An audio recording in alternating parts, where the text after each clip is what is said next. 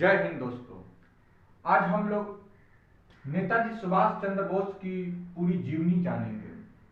क्योंकि आज नेताजी सुभाष चंद्र बोस की जन्म जयंती है,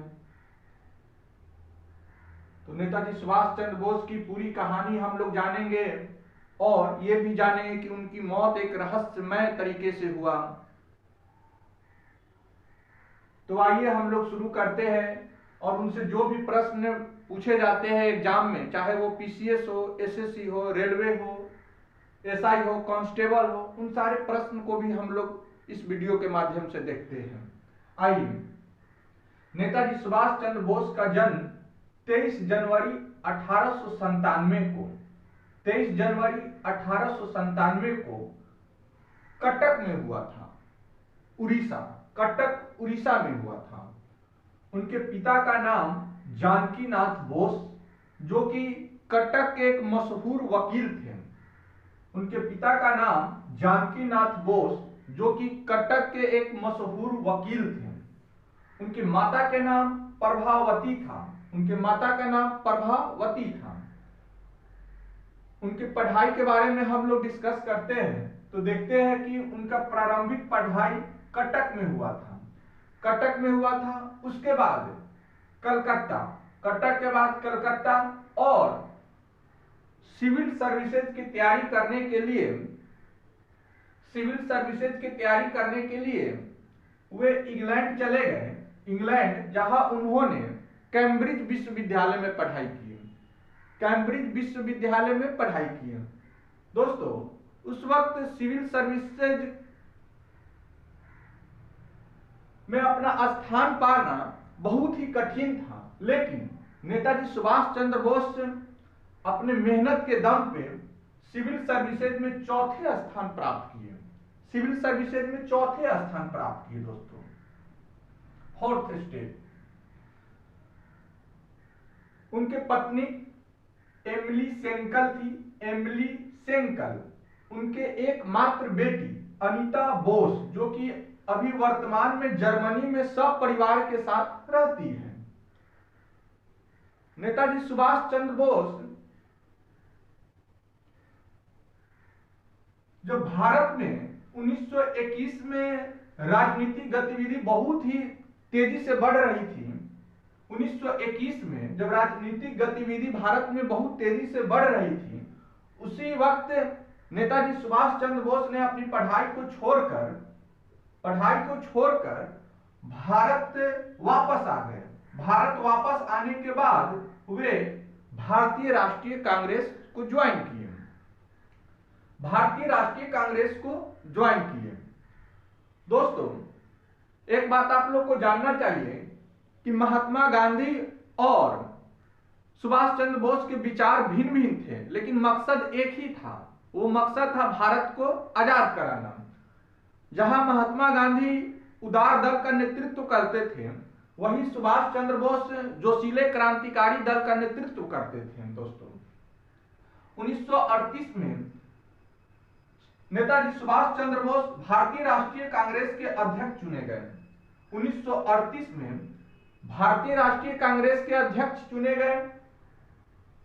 उसके बाद 1939 में भी हरिपुरा अधिवेशन, कांग्रेस का हरिपुरा अधिवेशन 1939, दोस्तों याद रखिएगा, 1939 कांग्रेस का हरिपुरा अधिवेशन, उसमें भी वे नेताजी सुभाष चंद्र बोस गांधी जी के सबसे करीबी, गांधी जी के करीबी पटाभी सीतारमैया को हराकर अध्यक्ष पद का चुनाव जीते। सुभाष चंद्र बोस गांधी जी के करीबी पटाभी सीतारमैया को हराकर अध्यक्ष पद का चुनाव जीत गए। चुनाव जीतने के बाद गांधी जी असंतुष्ट थे, असहज थे और हमेशा विरोध करते थे। सुभाष चंद्र बोस को यह बात अच्छी नहीं लगती थी और अंततः सुभाष चंद्र बोस ने यह फैसला लिया कि हमें ही अध्यक्ष पद से इस्तीफा दे देना चाहिए, और इस तरह अध्यक्ष पद पे चुने जाने के बाद भी वे अध्यक्ष पद से इस्तीफा दे दिए। दोस्तों, 1939 में द्वितीय विश्व युद्ध का दौर चल रहा था। दोस्तों आप लोग को याद होगा द्वितीय विश्व युद्ध 1939 से 1945 तक चला था। प्रथम विश्व युद्ध 1914 से 1918 तक चला था। दोस्तों 1914 से 1918 प्रथम विश्व युद्ध, 1939 से 1945 द्वितीय विश्व युद्ध। द्वितीय विश्व युद्ध का दौर था 1939। उस वक्त नेताजी सुभाष चंद्र बोस कलकत्ता में मौजूद थे। अंग्रेज सेना ने नेताजी सुभाष चंद्र बोस को नजरबंद कर दिए, लेकिन अपने भतीजे के सहयोग से वो कलकत्ता से भाग निकले और अफगानिस्तान, सोवियत संघ होते हुए जर्मनी पहुंचे।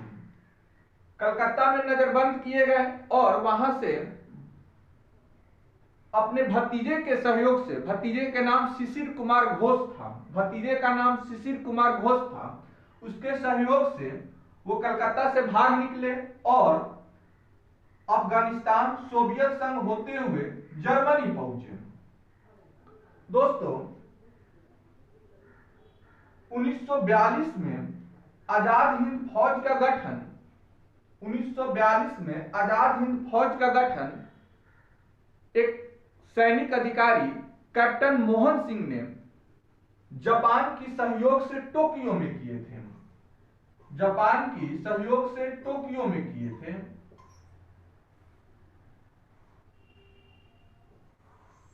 ये भारत की आजादी के लिए एक संगठन बनाए थे। आजाद हिंद फौज का गठन 1942 में टोक्यो में कैप्टन मोहन सिंह ने किए थे। एक साल बाद 1943 में सुभाष चंद्र बोस जापान पहुंचे और टोक्यो रेडियो स्टेशन से अपना संबोधन किए। अपना संबोधन में वे कहे कि अंग्रेज भारत को इतनी आजादी से नहीं, इतने आसानी से नहीं छोड़ सकता है। अंग्रेज भारत को इतनी आसानी से नहीं छोड़ सकता है। इसके लिए हमें भारत के अंदर व बाहर स्वतंत्रता की लड़ाई लड़नी होगी। इस बात से रास बिहारी बोस बहुत ही प्रभावित हुए। रास बिहारी बोस सुभाष चंद्र बोस के संबोधन से बहुत ही प्रभावित हुए और 4 जुलाई 1943 को सिंगापुर के कैथे भवन में सुभाष चंद्र बोस को आजाद हिंद फौज की कमान सौंप दी। दोस्तों कब? 4 जुलाई 1943 को रास बिहारी बोस ने आजाद हिंद फौज की कमान सुभाष चंद्र बोस को सौंप दी। दोस्तों उसके बाद 5 जुलाई 1943 ठीक अगले दिन दोस्तों 5 जुलाई 1943 को सुप्रीम कमांडर के रूप में नेताजी सुभाष चंद्र बोस ने अपने सैनिकों को संबोधित किए और दिल्ली चलो का नारा दिया। दिल्ली चलो का नारा 5 जुलाई 1943 को सुभाष चंद्र बोस ने सिंगापुर में दिए। दोस्तों याद रखिएगा, क्वेश्चन आता है एग्जाम में। उसके कुछ महीने बाद सुभाष चंद्र बोस ने 21 अक्टूबर 1943 को एक अस्थायी आजाद हिंद सरकार का गठन किया। 21 अक्टूबर 1943 को अस्थायी आजाद हिंद सरकार का गठन किया। इस सरकार के राष्ट्रपति, प्रधानमंत्री और सेना के तीनों अध्यक्ष खुद सुभाष चंद्र बोस ही थे। आजाद हिंद सरकार को बहुत सारे देशों ने मान्यता दी, जिसमें जर्मनी, जापान, चीन, आयरलैंड प्रमुख देश हैं। आजाद हिंद सरकार के गठन के बाद उन्होंने 21 मार्च 1944 को दिल्ली चलो नारे के साथ